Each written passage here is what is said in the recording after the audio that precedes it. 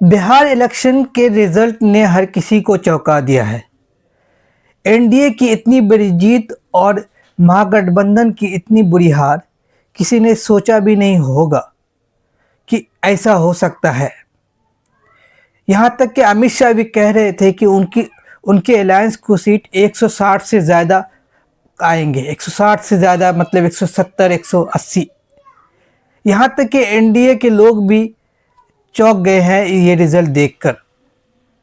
और वो भी उस वक्त ये रिज़ल्ट आया जबकि पिछले 25 साल से नीतीश कुमार बिहार के चीफ मिनिस्टर रहे और बीजेपी उनके साथ शासन करती रही है। मतलब 25 साल शासन करने के बाद आमतौर पे जनता उब जाती है और एक एंटी कैपेंसी का लहर होता है और वो तब्दीली चाहती है और वो एक नया गवर्नमेंट चाहती है ताकि उनके एक नए चीज़ें नए काम हों। लेकिन यहाँ पे 25 साल गवर्नमेंट में रहने के बावजूद और इतनी बड़ी तादाद में सीट के साथ आना ये अपने आप में बहुत बड़ी बात है। आमतौर पे इतनी बड़ी जीत के पीछे बहुत बड़ी रीज़न होते हैं, बहुत सारे रीज़न्स होते हैं और उसमें एक बड़ा रीज़न ये होता है कि जो अवाम के अंदर एक तरह का लहर हो उस पार्टी या किसी अलायंस के तहत, तो वो इतनी बड़ी जीत देती है। चाहे वो 2014 का मोदी वेव हो और चाहे उसके बाद 2016 में अरविंद केजरीवाल का लहर हो दिल्ली में। इस दरमियान उससे पहले एक मूवमेंट चला था करप्शन के खिलाफ। उस करप्शन के खिलाफ से जो मूवमेंट से उपजा हुआ लोगों की जो असंतुष्टि थी यूपीए और कांग्रेस के खिलाफ, उसकी वजह से एक दूसरी पार्टी को एक बड़ी तादाद में वोट देकर जनता ने लाया था। लेकिन बिहार में ऐसा कुछ इस बार हुआ नहीं। इससे पहले कोई मूवमेंट नहीं था नीतीश कुमार के खिलाफ और नीतीश कुमार कोई नई पार्टी नए होप के साथ नहीं आ रहे थे। वो बल्कि पिछले 25 साल से वहाँ रूल कर रहे थे।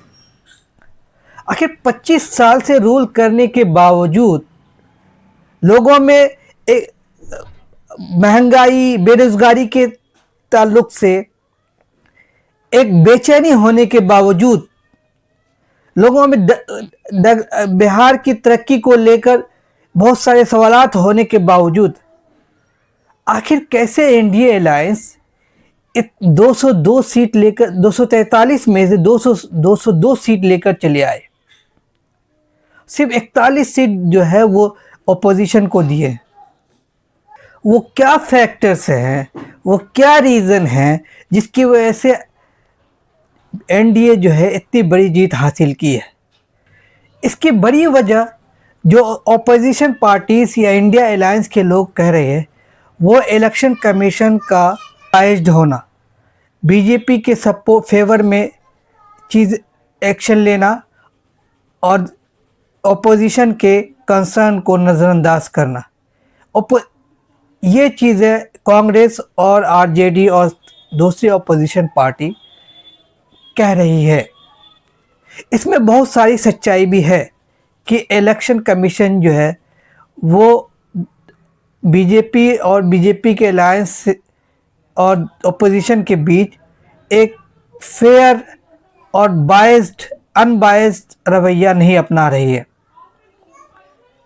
जैसा कि बिहार इलेक्शन में मॉडल कोड ऑफ कंडक्ट लागू हो जाने के बावजूद इलेक्शन कमीशन ने नीतीश कुमार की गवर्नमेंट को ये इजाज़त कैश ट्रांसफ़र औरतों को 10,000 कैश ट्रांसफ़र करने के लिए अलाउ किया या करने दिया, उसको रोका नहीं। ये एक मॉडल कोड ऑफ कंडक्ट का उल्लंघन बताया जा रहा है। हालांकि इससे पहले इलेक्शन कमीशन ने राजस्थान में 2000 इलेक्शन में गहलोत गवर्नमेंट की कांग्रेस की गवर्नमेंट को स्मार्टफोन डिस्ट्रीब्यूशन करने पर रोक लगा दिया क्योंकि उसे भी मॉडल कोड ऑफ कंडक्ट का उल्लंघन बताया। लेकिन इलेक्शन कमीशन ने बिहार में कैश ट्रांसफ़र पर रोक नहीं लगाई। ये रवैया एक बहुत ही ब्लटेंट और ओपनली अनबायस्ड समझा समझा जाएगा। दूसरी बड़ी बात एसआईआर की आती है। इलेक्शन के जस्ट 2-3 महीने पहले अचानक इलेक्शन कमीशन एसआईआर का अनाउंस करता है और वो बिहार के 7 करोड़ जनता से उसके नागरिकता प्रूफ करने के लिए कहता है।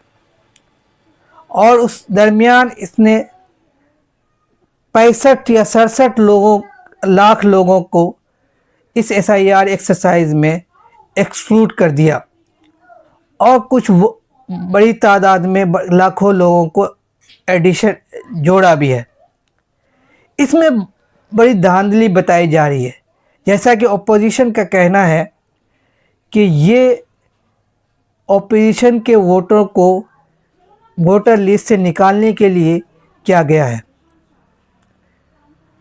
अभी कांग्रेस ने एक लिस्ट जारी की है जिसमें एक बताया गया है कि तकरीबन 100 से ज़्यादा ऐसी सीटें हैं जिसमें जीत का मार्जिन ऑपोजिशन और एनडीए के अलायंस, ग्रांड अलायंस और एनडीए के दरमियान कम है और ऐसी सीटों पे जो वोट डिलीट किए गए हैं वो ज़्यादा है। तो इससे यह अंदाज़ा लगाया जा रहा है कि इलेक्शन कमीशन ने एसआईआर के दरमियान ऑपोजिशन के वोटर्स को वोटर लिस्ट से हटा दिया।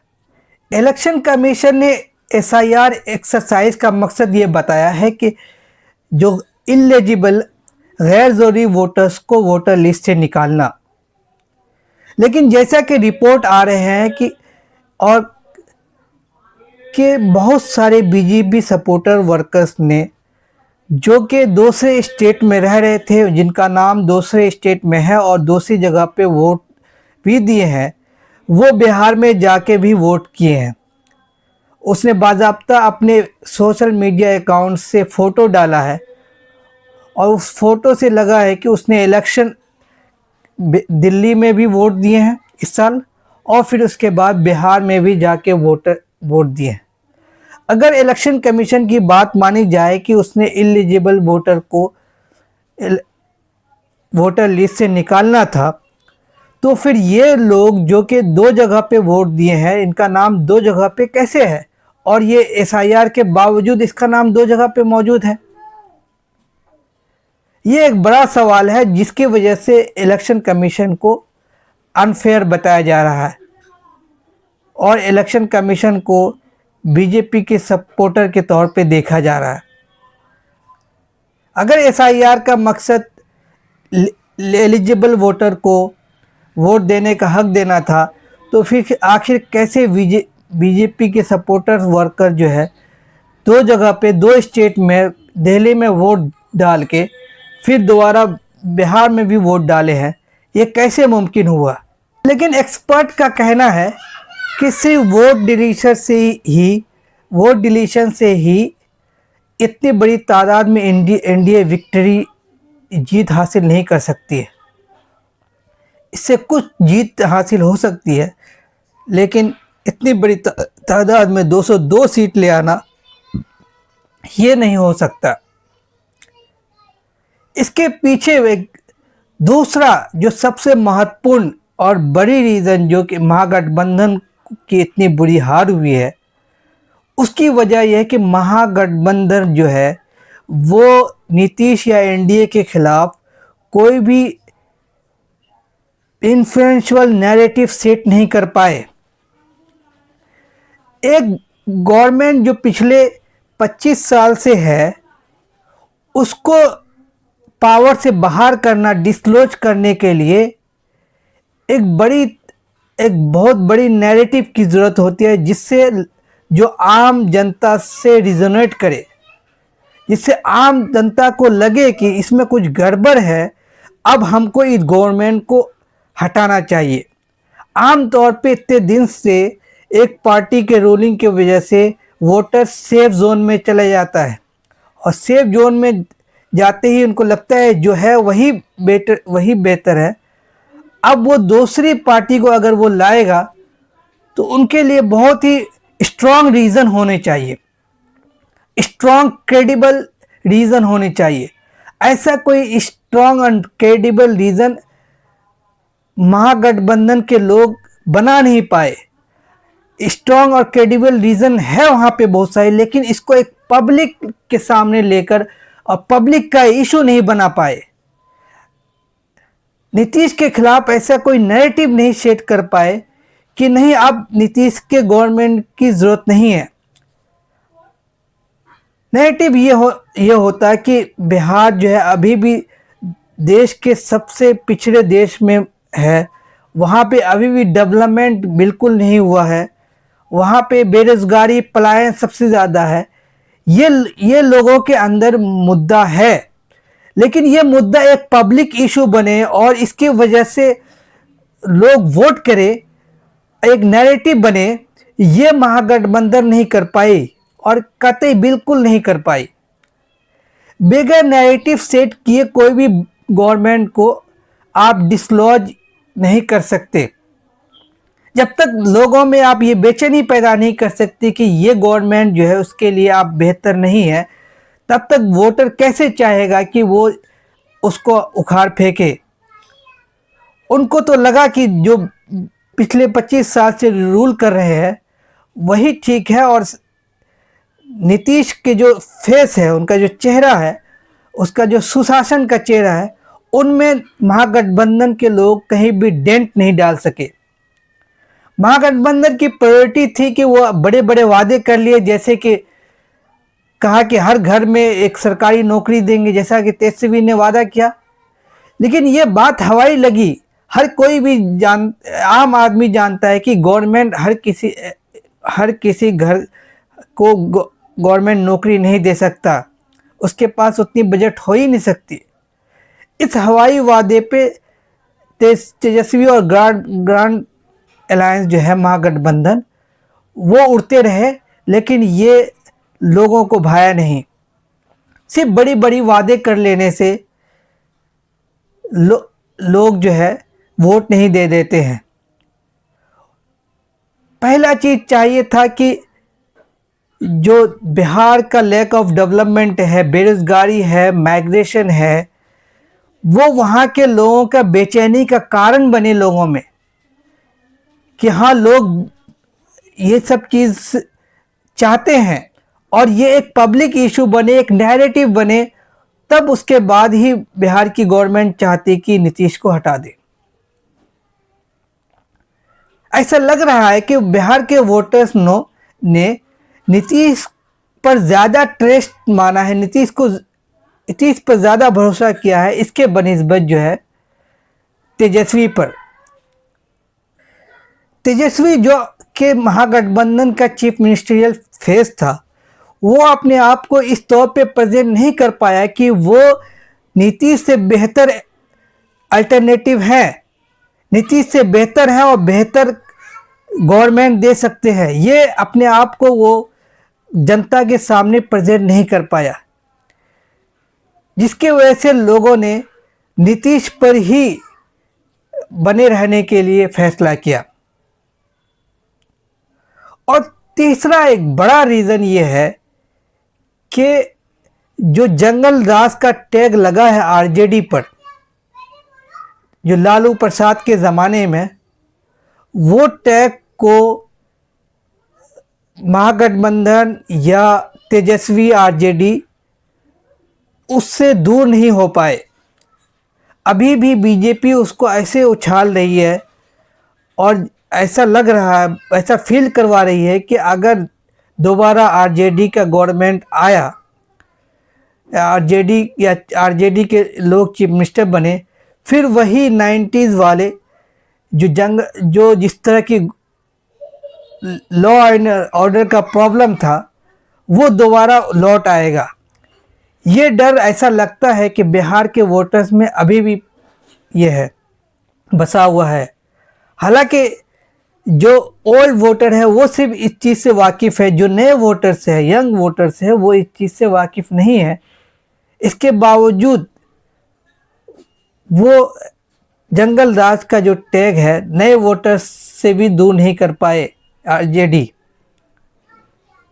बीजेपी और जो इसके अलायंस है वो अभी भी उसी पर जंगल राज के चीज़ को ऐसे उछालते हैं जैसे एक ये डरावना चीज़ हो। क्या हो गया, क्या हो जाएगा उसको पता नहीं। चौथा रीज़न जो महागठबंधन की इतनी बुरी हार का है वह है कि वीक कॉलिशंस ऑफ कास्ट। जो जा जो जा कई कास्ट मिलके एक कॉलिशन बनाते हैं जो कि वोट देता है, वो आरजेडी और कांग्रेस और इसके दूसरे के लोग नहीं कर पाए। इसके बनिस्बत जो बीजेपी है, एनडीए ने कास्ट का एक ब्रॉड कॉलिशन बनाया जिसके वोट की वजह से इतनी बड़ी सीट आई है। बीजेपी के पास जो बीजेपी का वोटर अपर कास्ट वो उसके साथ मजबूती के साथ खड़ा रहा। उसके बाद नीतीश का फेज जो है वो कुर्मी और दूसरे बैकवर्ड कास्ट जो है उसको उनके साथ रहा।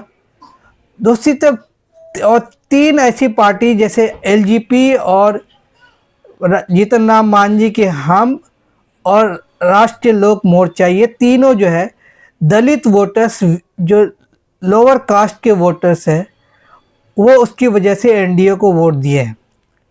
दूसरी तरफ महागठबंधन के पास ऐसा कोई कास्ट का कोलिशन नहीं था। ऐसा लगता था कि जो आरजेडी है, ग्रांड अलायंस है, ये लोग सिर्फ यादव और मुस्लिम वोटर पर ही भरोसा करके या उनको ही ये करके और कुछ जो बाद में इनको मुकेश सहनी को लिया गया है उसको मिला के ये लोग जीतने की कोशिश कर रहे थे। लेकिन ये जो कास्ट का कॉलिशन है ये अपने आप में बहुत ही वीक पड़ा। इसकी वजह यह है कि पहला तो ये जो कास्ट है यादव खुद बहुत जगह पे तेजस्वी को या आरजेडी को वोट नहीं किए हैं, बल्कि वो कई जगह शिफ्ट भी हुए हैं ऐसा लगता है। और मुसलमान भी दूसरी जगह उसने जदयू को भी वोट किया है, एमआईएम को भी वोट किया है और मुसलमान भी पूरी तरीके से ऐसा लगता है कि खड़े नहीं रहे और सिर्फ इस वोट के बुनियाद पे वो नहीं जीत पाए। इनके लिए और भी कास्ट कोलिशन चाहिए जो कि दलित वोटर्स का चाहिए था, वो नहीं था इनके पास कोई। तो इस कास्ट का जो अर्थमेटिक है वो ग्रांड अलायंस के सपोर्ट में नहीं था। अब पांचवा रीज़न ये है कि लीडरशिप की कमी लग रही थी।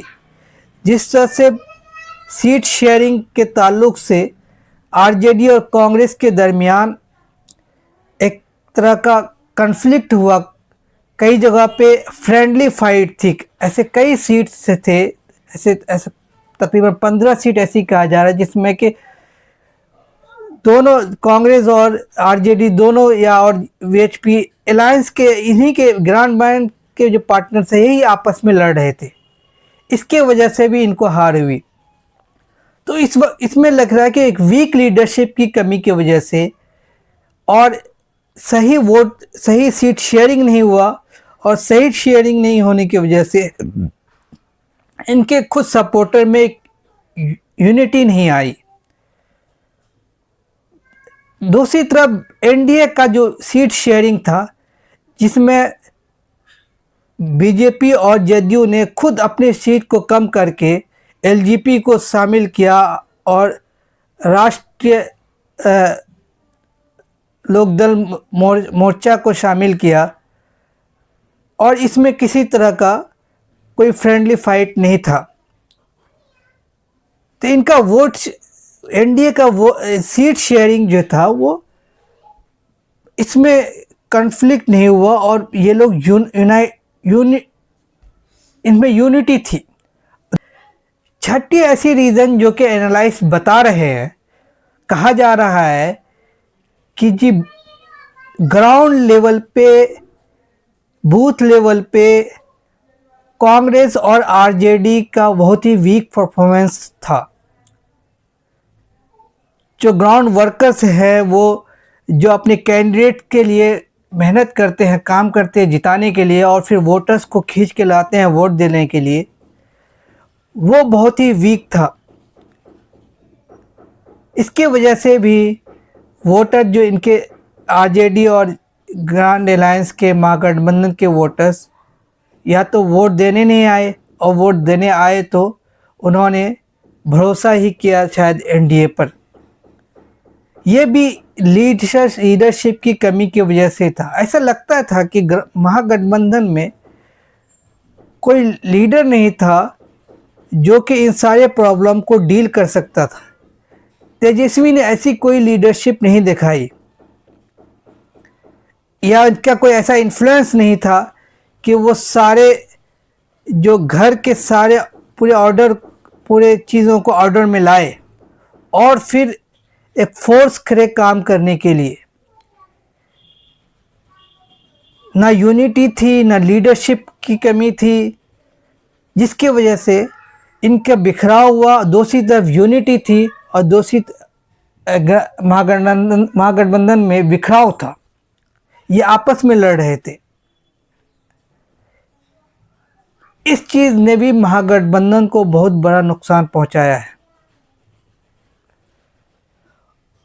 और एक बड़ा रीज़न ये भी है कि जो वीमेन वोटर्स है, वो ऐसा लगता है कि अभी भी वो नीतीश कुमार को अपना एक बड़ा हितैषी मानते हैं। नीतीश कुमार ने औरतों के लिए अपने शासन में बहुत सारे काम किए। उसने रिजर्वेशन दिया पॉलिटिक्स में, एजुकेशन में भी अच्छा काम किया, और जस्ट इलेक्शन से पहले 10,000 रुपये जो है वो वीमेन वोटर्स के खाते में डायरेक्ट ट्रांसफ़र किया। ये अपने आप में एक बड़ा वायलेशन था, लेकिन इसने भी बड़ा इम्पैक्ट एनडीए के फेवर में लाया।